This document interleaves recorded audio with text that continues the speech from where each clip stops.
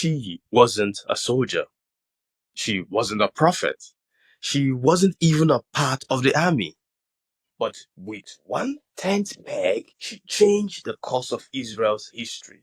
Welcome to Hidden Stories of the Bible. Today, we look at Jael and the tent peg in Judges chapter 4. In summary, it is how a woman took down an enemy general in her own tent. Can you imagine? Come with me. Let us kind of study or look into the story. In the time of the Judges, Israel was being oppressed by Jabin, king of Canaan. His military commander, Sisera, led a terrible force with 900 chariots. I'm talking about 900 chariots. That was the tanks of the ancient world. Do you know what happened? For 20 years, Israel lived in fear until God raised up a woman named Deborah, a prophetess and a judge, to lead the people back to him. Now, there is something more going on. Aside from this prophetess that was raised, Deborah told Barak to go to war. And when the day came, God sent a storm that rendered the iron chariots useless in the mud.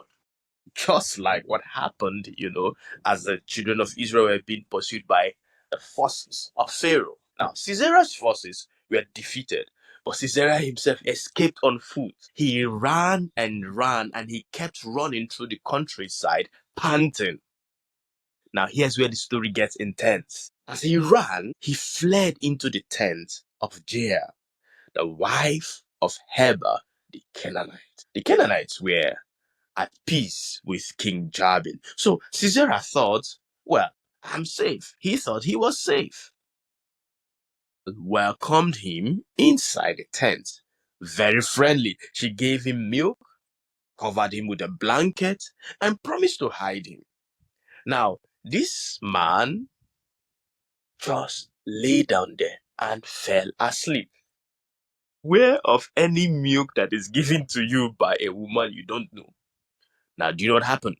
Jael quietly grabs a tent and a hammer and tuk, tuk, tuk. While he slept, she took a tent peg and placed it against his temple, and with one strike, drove it into the ground. Just sleeping there, just a woman. Why did she do it?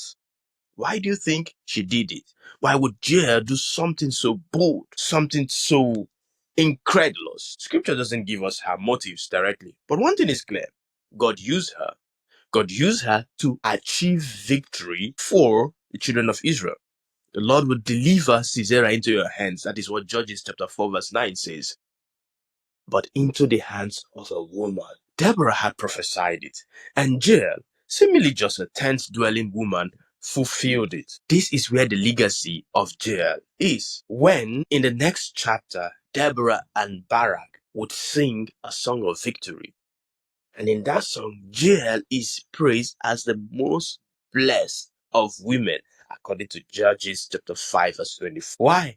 Because she took the case in her hand, because she was the one who actually killed Sisera. She wasn't a warrior, but she had courage, she had wisdom, and the boldness to act. And because of that, God used her to deliver a nation. We've come to the end of the story. Sometimes God uses the least expected people to do the most unexpected things. Think about Moses. Think about David. You don't have to be famous or strong. Think about Peter, who was just a fisherman.